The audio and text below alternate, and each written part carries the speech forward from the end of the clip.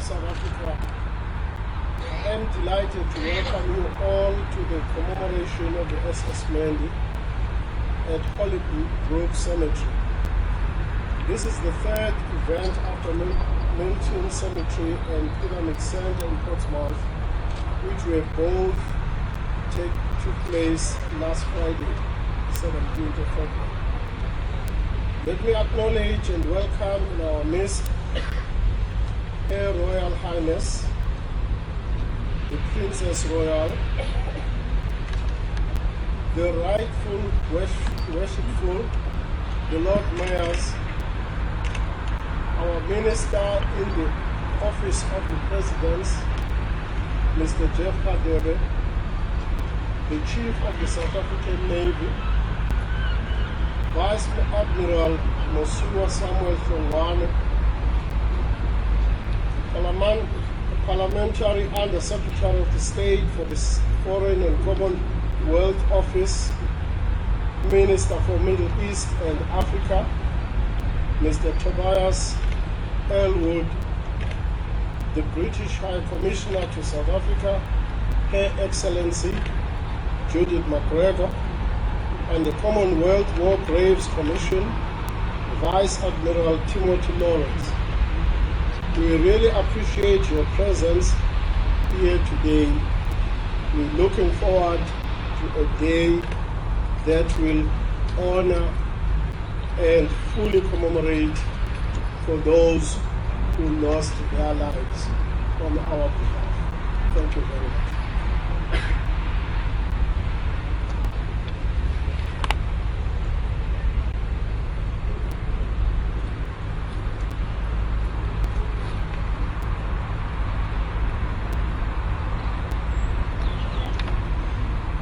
I now invite Vice Admiral Sir Tim Lawrence of the Commonwealth War Graves Commission to deliver the message of support.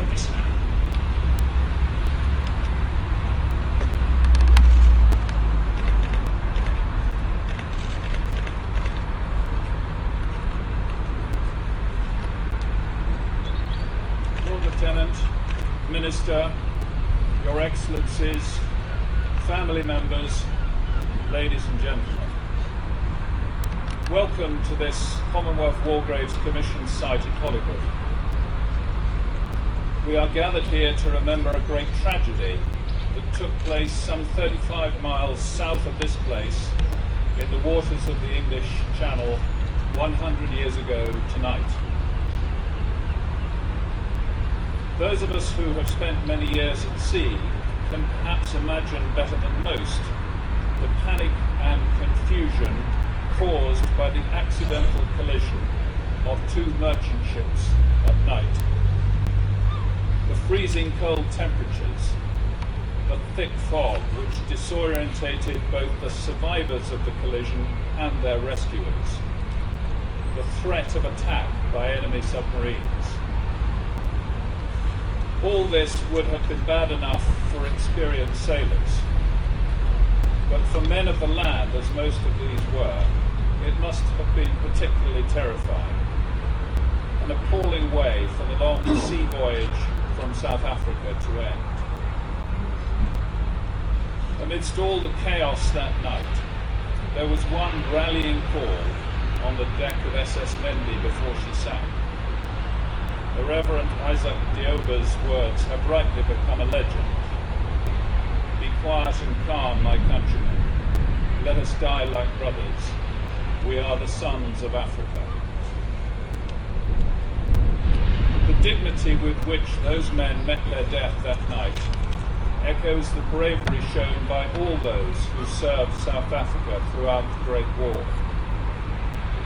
Some 25,000 men enlisted in the South African Native Labour Corps.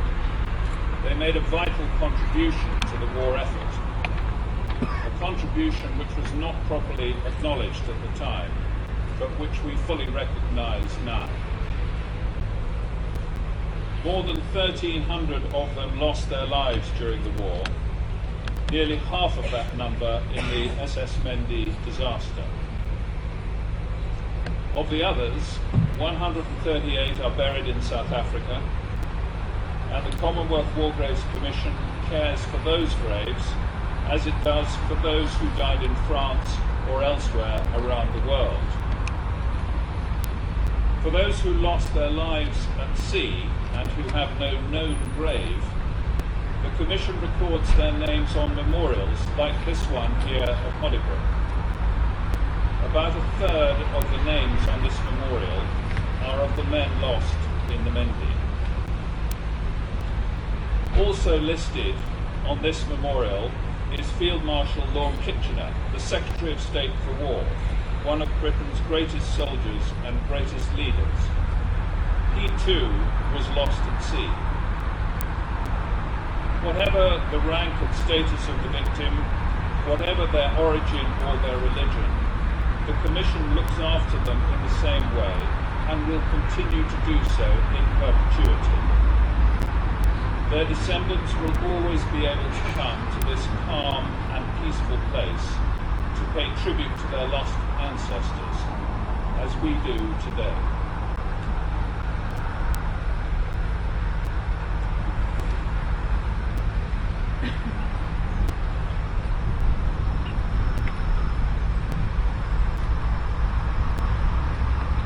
I now invite His Excellency Mr. Tobias Elwood, Minister in the Foreign Office, to deliver the message of support.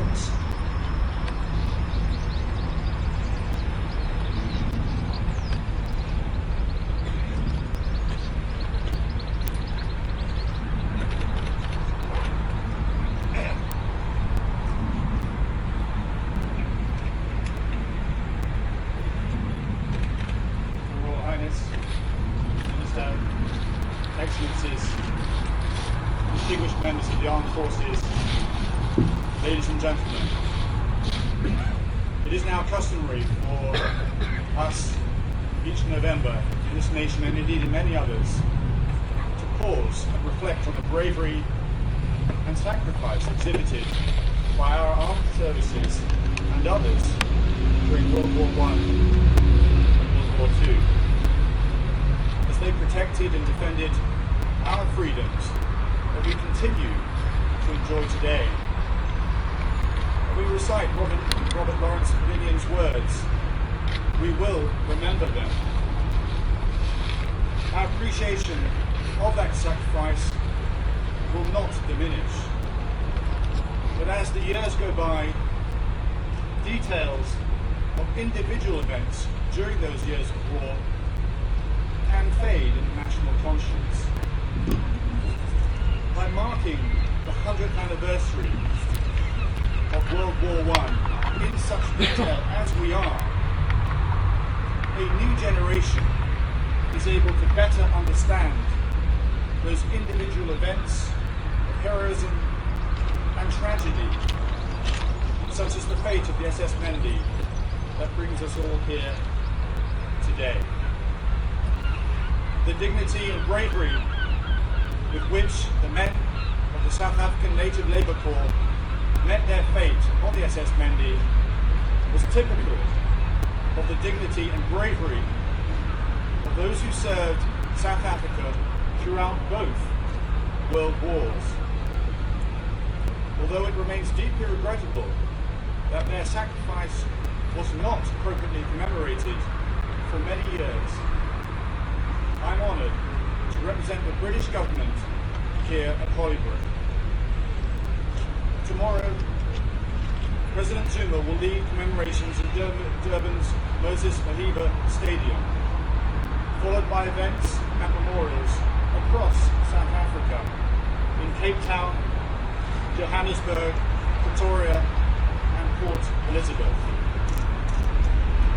Here in the UK, the South African naval frigate Amatola will sail from Portsmouth to the wreck site in the English Channel to lay a wreath.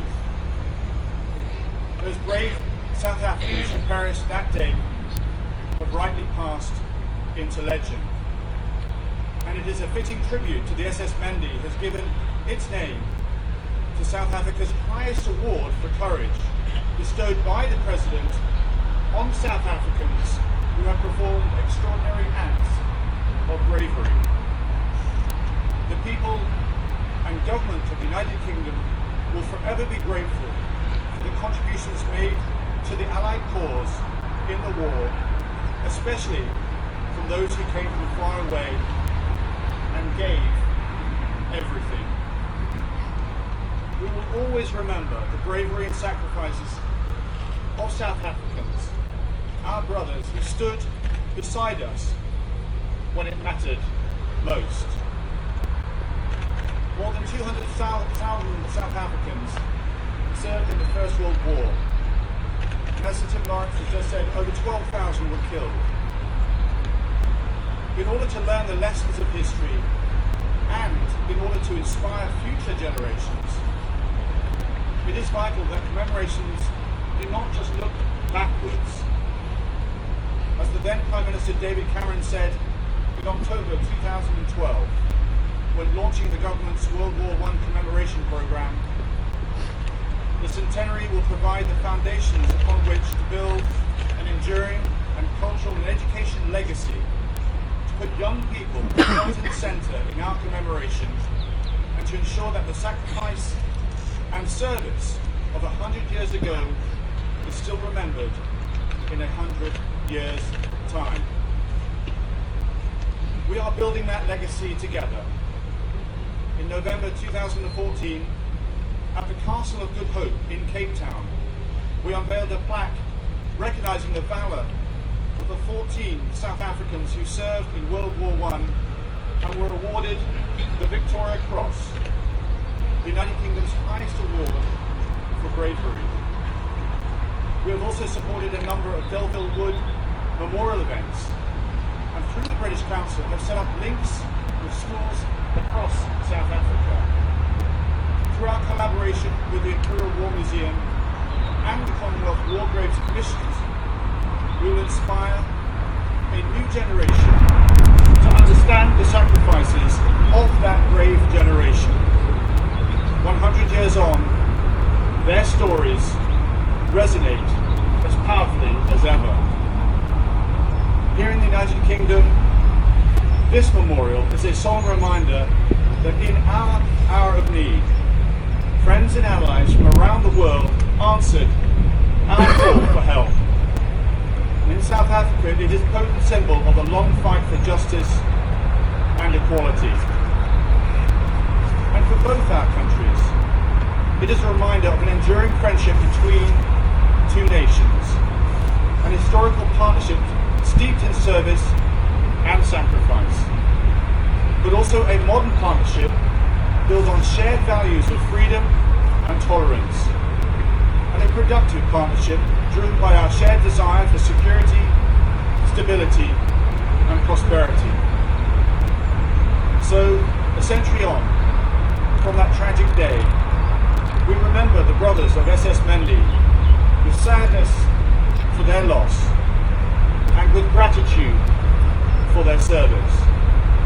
And we give thanks to South Africa for her continued friendship and solidarity. And we commit to honouring that friendship by ensuring the sacrifice and service of 100 years ago is still remembered in 100 years' time. We will remember them.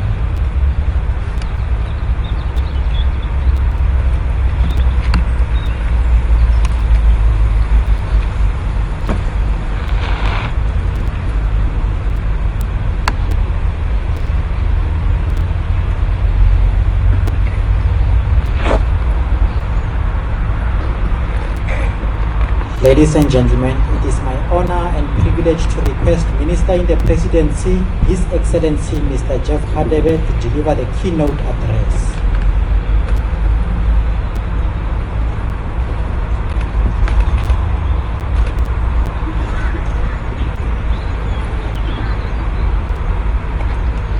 Her Royal Highness, Princess Royal, Lord Mayors, the High Commissioner of South Africa to the United Kingdom, the Chief of the South African Navy, senior officers, non-commissioned officers, distinguished guests and members of the Diplomatic Corps, family members of the South African Native Labour Corps, and fallen soldiers of SS Mendi.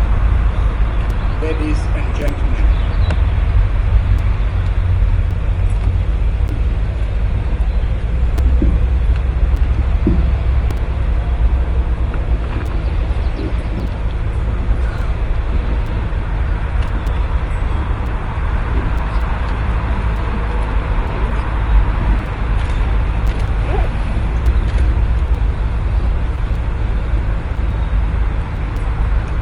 ladies and gentlemen, it is a great but humble honor to be with you on this historic day where we commemorate those South Africans who sacrificed their lives when the SS Mendi tragically sank 100 years ago.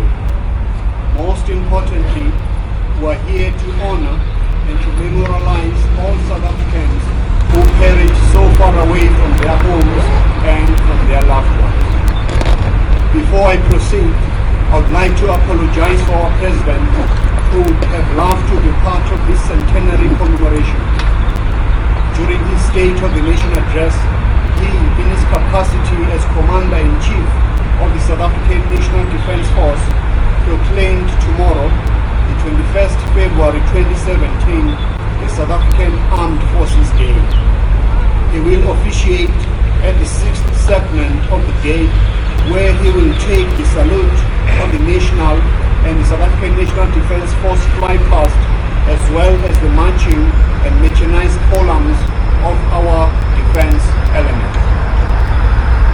On the 16th of January 1917, the SS Mendi troopship sailed from Cape Town en route to Le Havre in France, carrying the last contingent of the South African Native Labour Corps, comprising 805 African privates, 5 white officers, 17 non-commissioned officers, and 33 crew members. On that fateful morning of the 21st February, in the icy waters of Southampton, another ship, the SS Darrow, collided with the SS Mendi, which went down within 20 minutes. Of the full complement, only 4 were washed ashore in the Netherlands. 1 is interned in Hastings, 1 in France, and in its Hollybush Cemetery. This means 1960 of those who set sail from Cape Town have not yet been accounted for. We should always be comforted by the fact that all of them never feared death. In the epic novel about Napoleon Bonaparte's attack on Russia in 1812, Leo Tolstoy acknowledged this lack of fear when he said, and I quote, "Man cannot possess anything as long as he fears death, but to him who does not fear it, everything belongs." Close quote. Today, pride and honor belong to their fellow sailors, to the families, and to our two nations, because these men of the SS Mendi deliberately chose not to fear death. This native corps was no rap and tag collection of adventurers. They were brave young men who had responded to a call by the African political leadership of the time to voluntarily heed the call to serve. They were the sons of brave fathers who had taken part in the wars of resistance. They had been specifically recruited to learn and gain experience on how wars were fought in other parts of the world. Honored guests, while Reverend Isaac Wychok Dopa's words of encouragement to the dying men will capture the last 20 minutes of their lives, it was the fact that they left the shores of our African continent to fight in a war that had less to do with their own material conditions at home. They joined to help a global community as brothers in arms to make the world safe for all its people. They temporarily suspended all their demands for equality so that the human race could be saved from itself. Imbued by the same spirit that had driven the SS Mendi volunteers, another contingent was dispatched to take part in the Second World War. The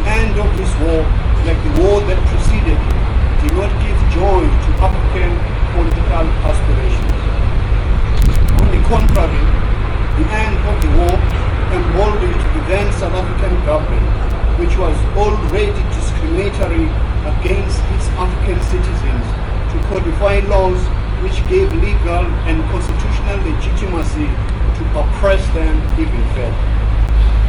With the requirement that they not be armed even with their rudimentary assegais, the only weapon at their disposal to face their imminent death was to drill the death drill. They did this drill because they knew even before they left the African shores that death is a moral hazard of a soldier's profession. An African idiom captures this very well when loosely translated. It says, the grave of the soldier is a long path he walks. Honored guests, this event was indeed a tragic one, but humanity teaches us that we should be able to draw lessons even from our worst human experiences. In 1917, when the South African native labor contingent was drafted, they were given the manual task of providing logistical support. Today, no army in the world can claim to be one without an up-to-date logistical system. Logistics has become one of the competencies which armed formations have bequeathed to the excellence of business and commerce, such that human existence has become an inevitable appendage to it. It is thanks to these men whose lives we commemorate today that they were among the pathfinders in this field of logistics. The second lesson to draw relates to war and war making itself. As humanity, we should continue to preach peace and dialogue as the only method to ensure that we avoid the path of an eye for an eye which makes this world blind. Rattling sabers and beating war drums have always yielded to the basic tenet of human decency. While the inevitability of war has always been part of human existence, even to the most prepared soldier, the preference is to avoid conflict. The Chinese general Sun Tzu gives wise counsel when he says, and I quote, "The best victory is when the opponent surrenders on his own accord before their actual hostilities. It is best to win without fighting." Beyond this centenary commemoration, we seek to broaden our two countries' bilateral trade. There is much trade and investment to be explored so as to surpass the estimated volumes of approximately 72 billion rand for the period 2014-2015. Apart from being the gateway to continental markets, we seek to remain the largest supplier of African foreign direct investment to the United Kingdom. We have to maintain and improve our tourism products so that the United Kingdom remains the key force of long-haul tourism to our country, South Africa. These and other issues will be subject of discussion when, as I've been told, our Minister of Trade and Industry meets the International Trade Minister of the UK 3 days from today. Honored guests, as a relatively new democracy, we have embraced in South Africa the lessons of our past so as to inform our present and help us to determine our future. As part of acknowledging this past, in July 2016, our President presided over the centenary commemoration of the Battle of Delbourg in France. On that occasion, the President unveiled a memorial wall bearing the engraved names of all South Africans who fell during World War I to ensure that the historical role played by South Africans of all races in the First and Second World War is awarded the necessary recognition. Our President also unveiled a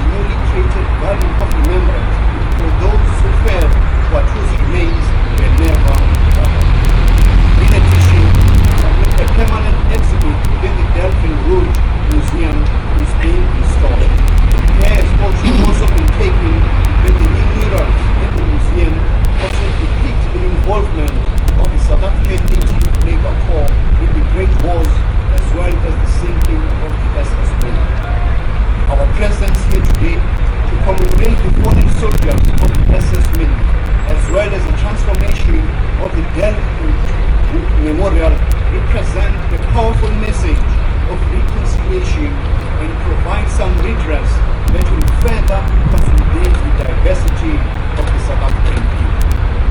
Honored guests, it will be remiss of us if we do not pay tribute, which I now do, to the grandchildren and great-grandchildren of the brave soldiers of the SS Mendi who have graced this occasion today. I am pained that for some of them, they never got an opportunity which is respected in the African tradition of being able to bury the bone of your next of kin. This was occasioned by the fact that the Chokusi of Southampton decided to keep their bodies of our heroes to itself. As we lament their foregoing of this critical African ritual, they have nevertheless acknowledged that the complexities of war lend themselves to such unintended outcomes. By coming to this commemoration today, they have displayed a bravery that can only be matched by the one shown by their forebears. 1917 was another war in another setting. The greatest leveler to suit these families of the SS Mendi would be not to ask for the impossible. Among the few, then the families will be consoled by military historians attempting to find the space within the annals of history to balance the achievements and sacrifices of all those who lost their lives for us to enjoy the lives that we enjoy today. It is with this in mind that we should congratulate the school children of Wellow Primary School who have already embarked on this journey to correctly reflect on the history of the SS Mendi. There are many, many other things and sub-themes to pursue and get deeper insight into what took place on the day. Rely on academics, historians and researchers to bring more light on the subject of the sinking of the SS Mendi and why the story of bravery was hidden for such a long time. Our country, South Africa, also appreciates the role of the Commonwealth War Graves Commission under the stewardship of the Right Honourable United Party. We wish to keep this relationship mutually beneficial for the long time. Let me also take this opportunity to thank the naval authorities and officers who have made today's commemoration possible. Your colleagues perished a century ago, but this cooperation at naval level makes a solid case for all the preparations and the efforts that have been put into preparation this historic event. In conclusion, allow me to use the translated words of the celebrated Xhosa poet S.E.K. Mukai on his tale of the sinking of the SS Mendi, and I quote, "Be consoled, all you orphans. Be consoled, all young widows. Somebody has to die so that something can be built. Somebody has to serve so that others can live. With this word, we say, be consoled. This is how we build ourselves as ourselves. Remember the saying of the old people, nothing comes down without coming down." Ladies and gentlemen, I request that we bow our heads and have a moment of silence to our fallen heroes.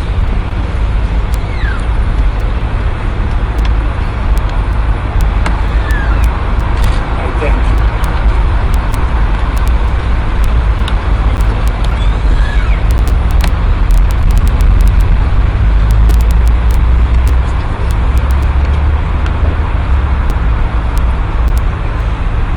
I now invite Chaplain Mulani Mbesi to conduct the service.